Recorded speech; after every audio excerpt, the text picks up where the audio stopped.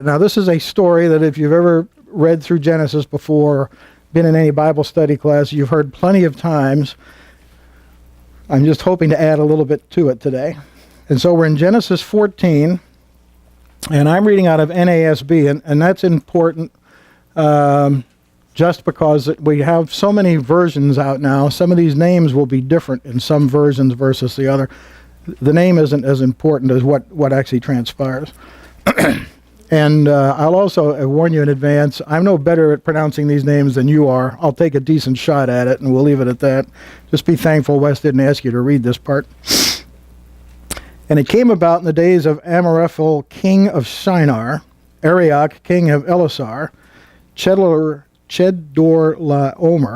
king of Elam, and Tidal, king of Goim, that they made war with Bera, king of Sodom, and with Bersha, king of Gomorrah, Sinab, king of Admah, and Shemember, king of Zeboim, and the king of Bela, that is Zoar.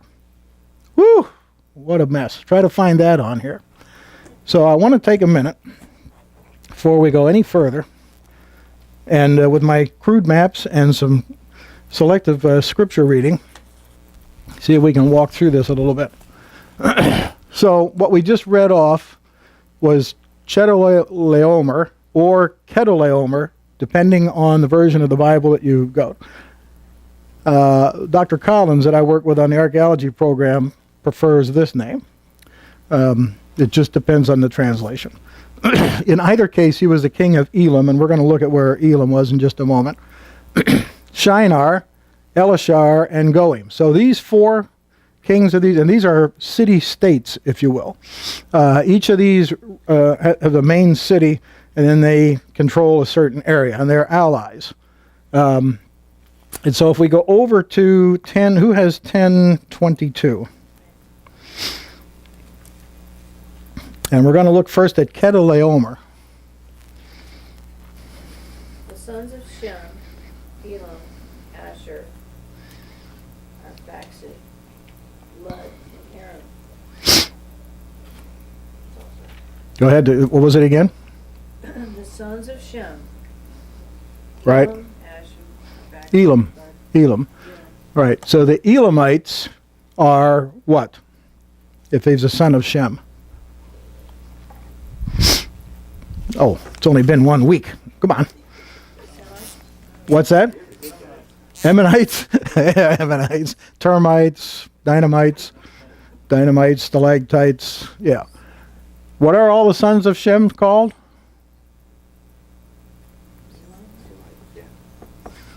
They're Semites, Semitics.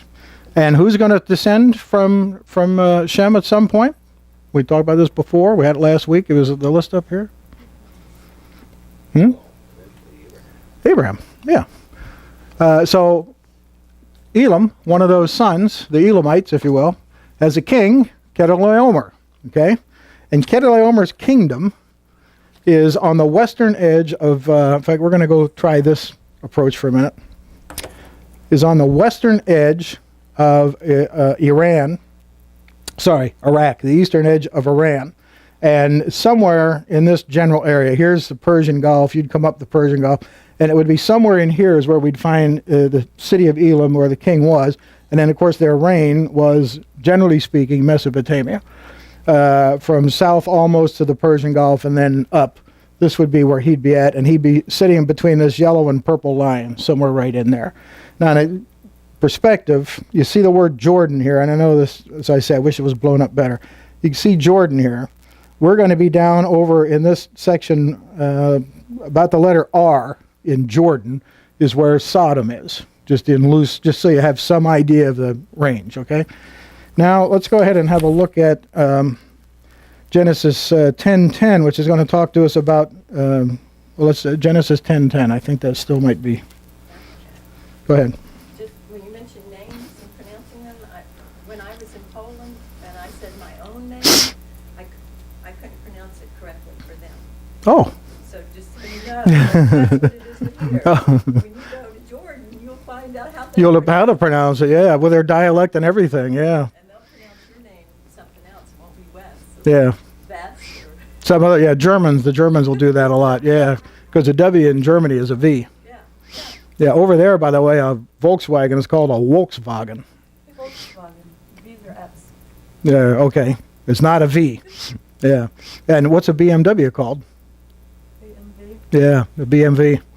Everybody has a hot car. It's called a BMW. I just heard that Lego was Lego. Could be. And,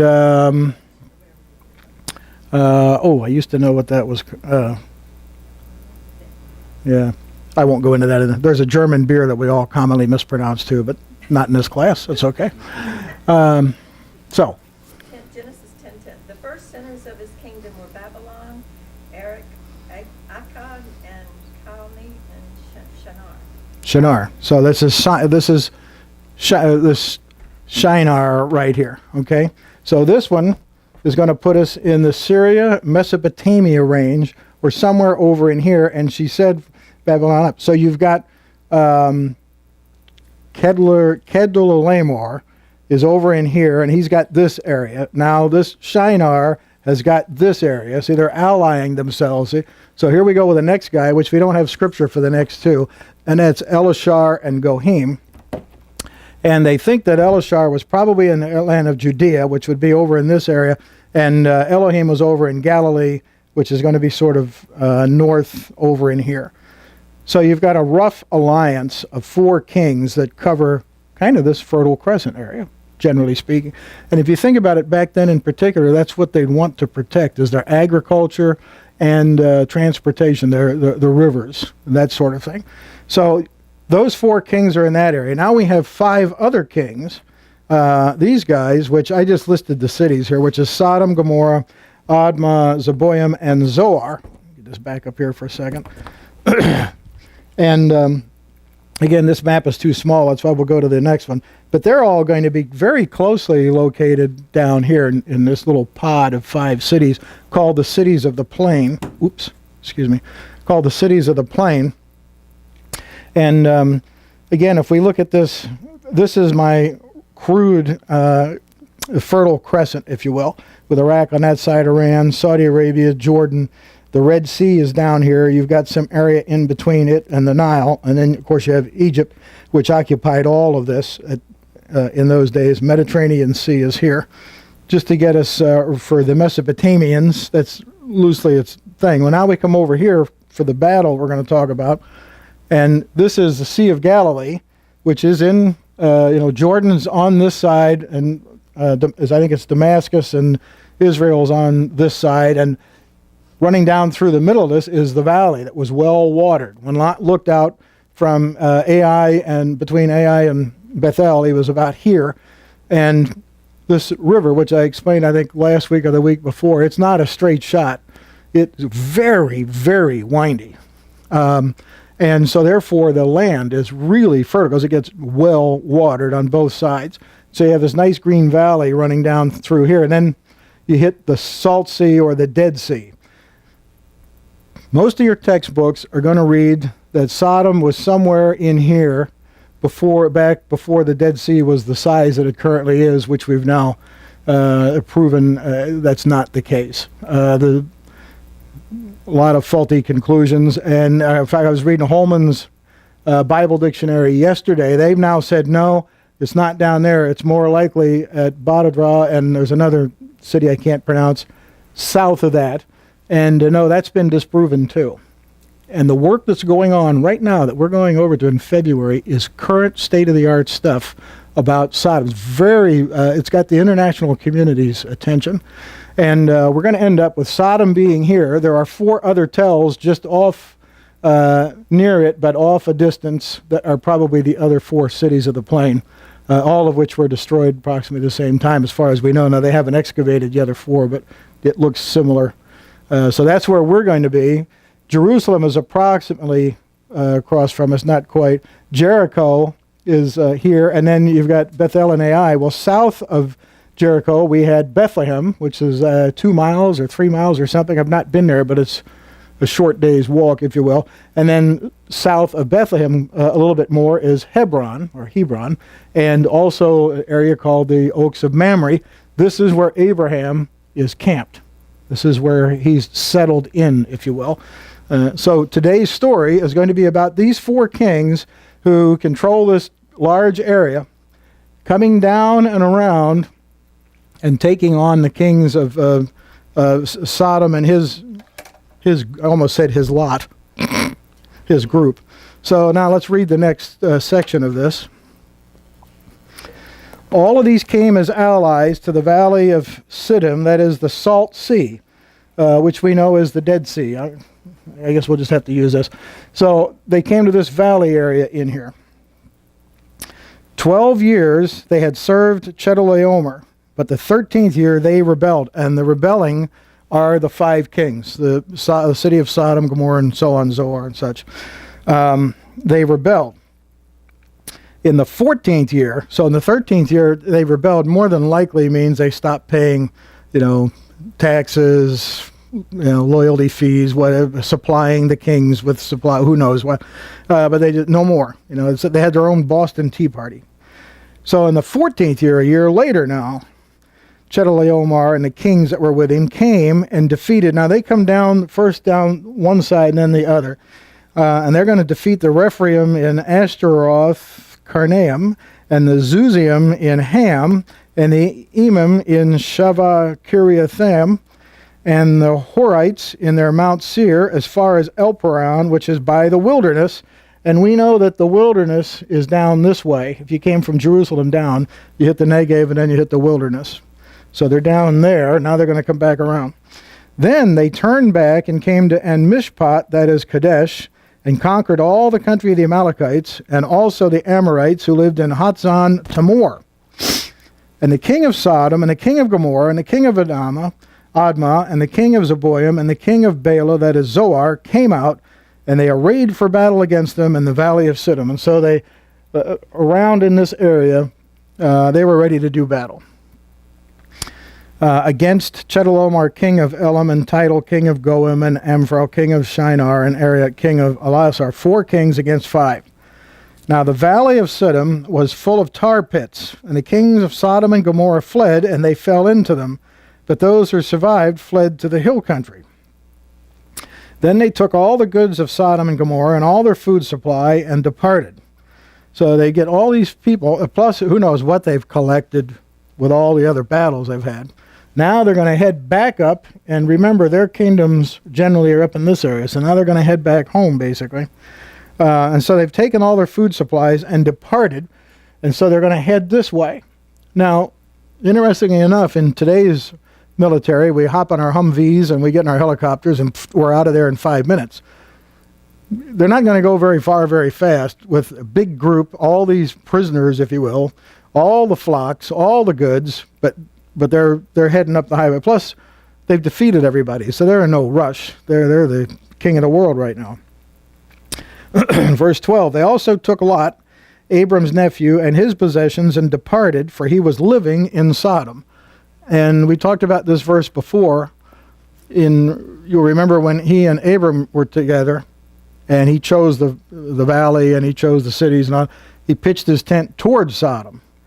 Then later, he's outside of Sodom. Now he's living in Sodom. And he's just getting drawn in, one day at a time, deeper and deeper into a really vile, evil situation.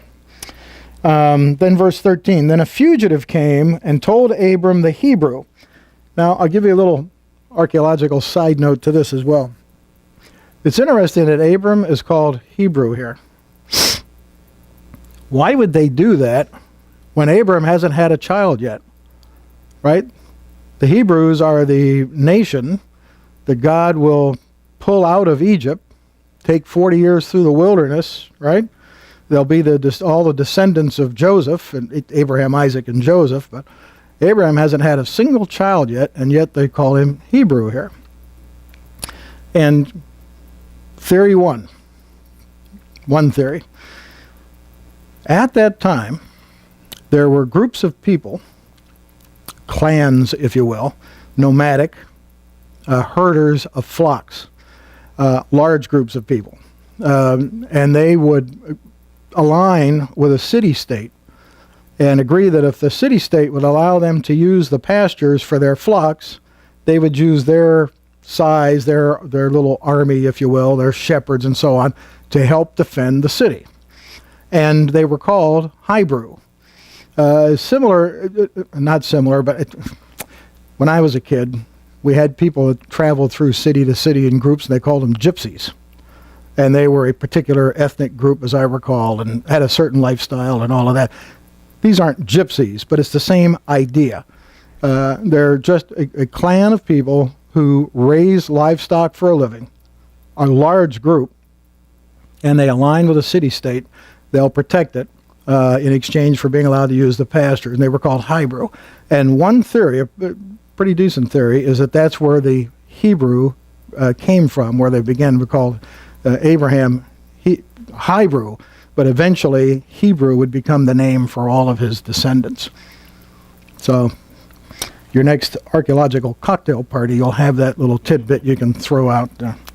Okay, so they called him Hebrew. Now, Abraham's living by the Oaks of Mamre. And remember, we talked about that's down on this side of the Dead Sea. Abraham's Oaks of Mamre, by the Oaks of Mamre, the Amorite, brother of Eshcol and brother of Aner, and these were allies with Abram. So he had his own allies out in this area south of Jerusalem. When Abram heard that his relative had been taken captive, he led out his trained men born in his house, 318. He had an army of 318. Huge. Trained men, notice. And of course, if you think about it, if you're going to fend off, like, the story of David, you're going to fend off lions and, tigers, oh my. You're going to be trained at killing. But these guys, these are trained men apparently for more than just killing animals. They're for protecting their area and perhaps protecting Jerusalem at this point. So he divided his 318 and went in pursuit as far as Dan. Okay, now we remember a loose definition of the promised land is from Dan to Beersheba. So if I had this, Dan is up here and over in this general area, and Beersheba is down here. So Dan to Beersheba is the length of the promised land.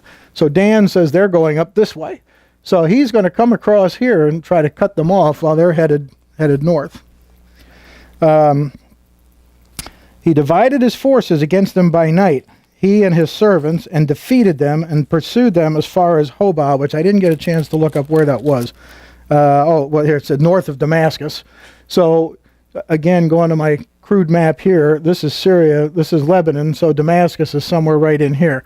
So they've come up, they've done one of these maneuvers, and he's gotten them right up in here somewhere, just north of Damascus.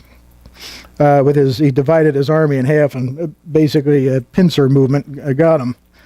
He brought back all the goods, and also brought back his relative Lot with his possessions, and also the women and the people. And so now they all come back. And he brings back everybody to Sodom, and he doesn't say, okay, you bunch of evil, wicked people, you're going to live under my tent now, and I'm going to tell you. No, he just brings them back. He rescued his son, his nephew Lot, brings them and their goods back. Then after his return from the defeat of Chedorlaomer and the kings who were with him, the king of Sodom went out to meet him at the valley of Sheva, that is the king's valley, and Melchizedek, king of Salem, brought out bread and wine. Now he was a priest of God Most High, and this is when we meet Melchizedek. And Salem, of course, in those days was the original name for what we now call Jerusalem. And so he is the king of that. He brings out bread and wine. Now he was a priest of God Most High. He blessed him and said, "Blessed be Abram of God Most High, possessor of heaven and earth, and blessed be God Most High, who has delivered your enemies into your hands." And Abram, he gave him a tenth of all. The king of Sodom said to Abram, "Give the people to me, and take the goods for yourself." And Abram said to the king of Sodom, "I have sworn to the Lord God Most High, possessor of heaven and earth, that I will not take a thread or a sandal thong or anything that is yours, for fear you would say, I have made Abram rich."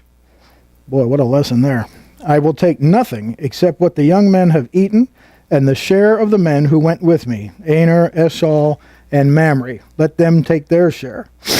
So Abram talk about even if he lied twice, okay, maybe we can put that aside. Talk about it, just an upright, wow, what an example for all of us. And that's where our lesson ends today. And so he wanted, so we're going to look at our homework assignment next, but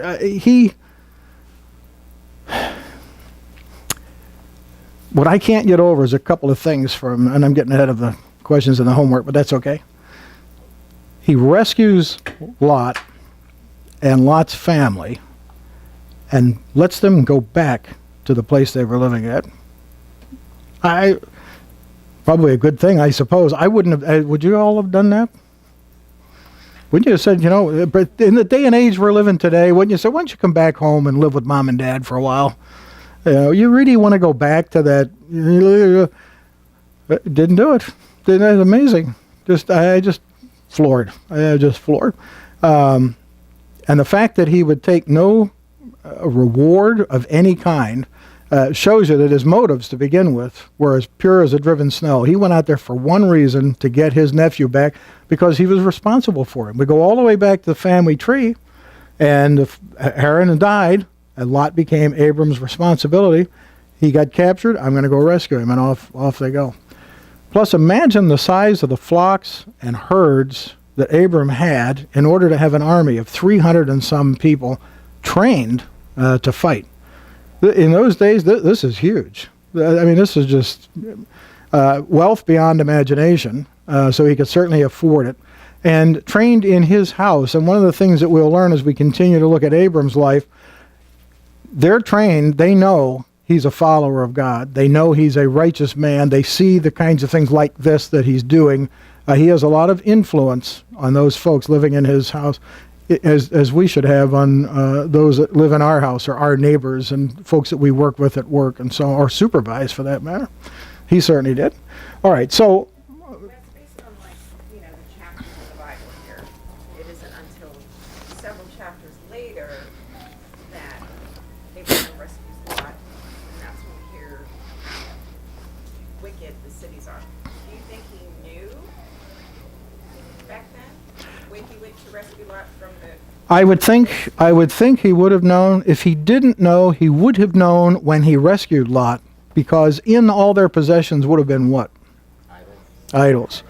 And Sodom, we know, was a city completely full of a bizarre, almost difficult to describe homosexual lifestyle. And I'm not even talking what we're used to today. They raised children to be homosexual. There was a whole, I think it was the Mycenaeans started it, and that's one of the things that we'll be looking at while we're over there. There's a whole Mycenaean culture that for generations focused on raising children to be homosexual. Yeah. Not really the women. The women really didn't have. Well, the women didn't count for anything except raising more children to have it was all young boys. Anyway, and full of idols. And in fact, if I can find a picture of it, one of the things we know about the Mycenaean culture and these gods associated with that is in what you'll see in most books, if you look at old items that have a bull or a cattle motif of some kind, or even rams, the horns point up. Mycenaean culture, they point down, particularly those that had to do with homosexuality.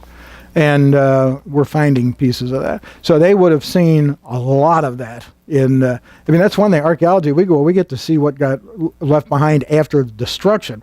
In Abram's case, they took all those things and they would have wanted them intact.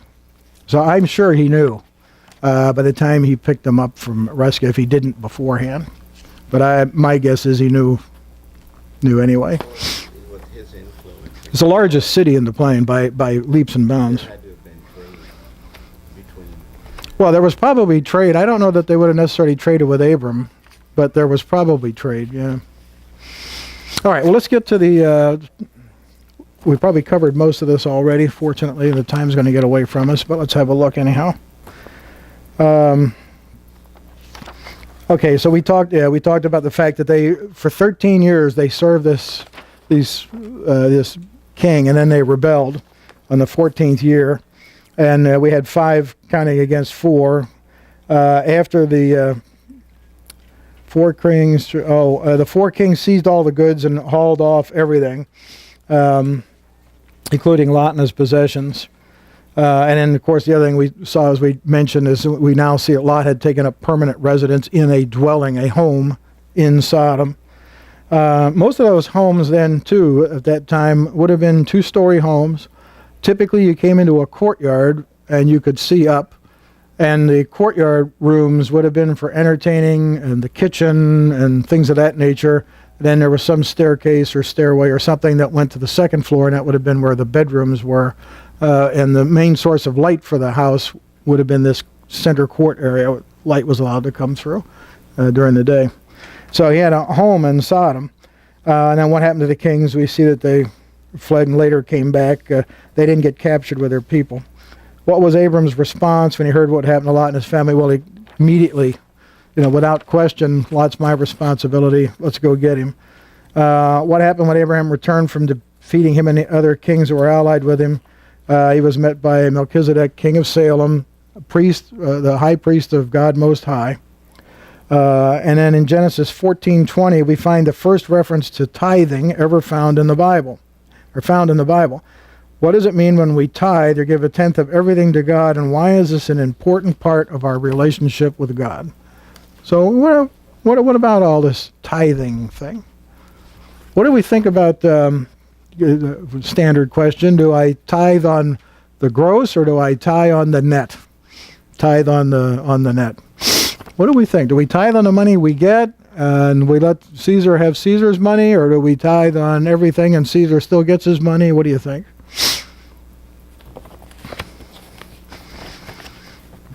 Silence was deafening. Well, it's like an old Southern preacher said one time, do you want to be blessed on the gross or blessed on the net? In other words, yeah. So, it's I remember when Sherry and I, because we were typical young Christian, young married, debt up to here, couldn't make ends meet. And the whole concept of, before you do anything, and then supposed to save money too? Oh, right, yeah. And, but the pastor, we spent a long time counseling us over and over about it. And I knew it's something you're supposed to do. I just knew it. And we started with just a little teeny bit, and then we just pushed that little teeny bit a little higher and as we really began to get into tithing, we realized it was more than just giving money. It's all about worship. And it's really about putting the 100% down in front of God and saying, we trust you with all of this. And here's a tenth. And when you get to that point where every single thing you have, you own, every single thing that happens in your life is focused on God, it's a completely different relationship. It isn't just writing a check. It isn't the math on a tenth. And in fact, when you really get into that relationship, and you all know this too, in the end you end up doing more than a tithe, because we give gifts and offerings and all kinds of things, and suddenly you realize everything you have, you're a steward of for God. And where does he want that money to go? Where does he want my time to go? Where should I be living? Where should I be working? And it all becomes, what does God want to do through me? And at the base of all of that is tithing. And it's the only place in the Bible, by the way, where God says, test me. The only place in the Bible.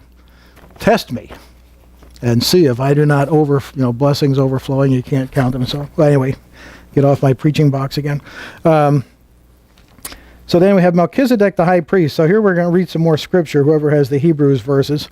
Melchizedek the high priest is seen in the Old Testament as either a type of Christ or perhaps actually as one of the many appearances of Christ in the Old Testament.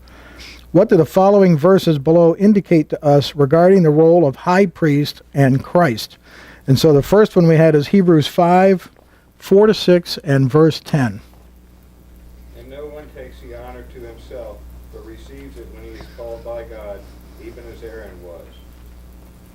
So also Christ did not glorify himself as to become a high priest, but he who said to him, You are my son, today I have begotten you. Okay. Just as he says also in another passage, you are a priest forever, according to the order of Melchizedek. Yep. Melchizedek. Mhm. And the 10, being designed by God, is the high priest according to the order of Melchizedek. Melchizedek, yeah. So one of the things we know about the high priest, you can't give yourself that title. Although there was a few kings along the way that thought they might. You can't give yourself that title. It says you have to be called by God. So for Melchizedek to be called a high priest, God would have had to have called him, just as he called Christ. Hebrews 6:20. Where Jesus has gone as a forerunner on our behalf, having become a high priest forever, after the order of Melchizedek. So Jesus has gone somewhere. If you read that verse, he's gone to become a high priest for us. Now, what does the high priest do? What's his primary function? Well, he Intercedes. And Christ is sitting at the right hand of God, interceding for us right now, actively, for every single one of us. It's amazing. Okay, let's read Hebrews 7. Oh boy, that's a long one. Okay, we're probably not going to be able to do that one. But Hebrews 7, 1 through 28, and what you'll learn there is Jesus is the high priest, not due to his lineage, but because God ordained him to be such. And my personal opinion is Melchizedek was Christ in the Old Testament.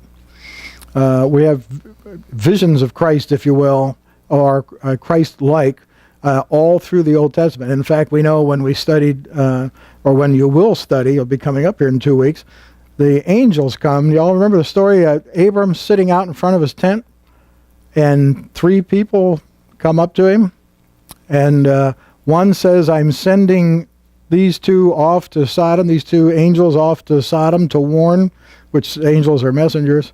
Who was the third guy? Probably Christ. Yeah. Yeah, it's amazing. There's lots and lots of other examples. And then the last question we had is, ultimately the king of Sodom, who'd been hiding in the hills, comes to Abraham and indicates he can keep all the king's stuff, but the king wants to again rule his people. Now, the question I ask here is, how does Abram respond? And we've talked about that, of course. He didn't want a nickel from the guy. Okay, let's talk about the sanity of those who have been hauled off, defeated. Their kings have been, chased to the hills. They've been hauled off, cities ransacked. Oh yeah, I'd like to have him king again. Of course, what it shows you is that you didn't have a choice. Your king, they came to power through power. They didn't come to be king because the people around them said, oh, he's a nice guy. Yeah, we'll vote for him this election. It also shows you something about power. I mean, here's this king, completely defeated and humiliated. He's running off, hiding in the hills. His people are gone. The city's been ransacked. A shepherd had to come down with his private army and go rescue all of his people and bring all the things back to him. But the first thing this guy wants is power. The very first thing he wants. I'm in charge now. You're back. I'm in charge. I'm in charge. Oh, I'm in charge. They don't want to lose that. You see Madagascar, the cartoon? And there's one scene in there where, I've forgotten the lion's name, but the lion says, I'm the king. And what is that guy? Muskrat? What is he? The little, with it, Muscat, whatever that thing is. I'm the king. I have the crown. You don't have a crown. I'm the king. And there's this whole dialogue back and forth of who's king. This guy wants to be king again and immediately asserts his influence, if you will. Again, Abraham could have just discarded the guy and picked somebody out. He could have left his army in charge there. We could have been an occupational force. Gee, have we done that before? But I just thought it was interesting that in addition to looking at how Abram responded to, I don't want anything from you, was here's this guy, the very first thing he's thinking of is, I'm back in power. I'm back in charge now. And so he was.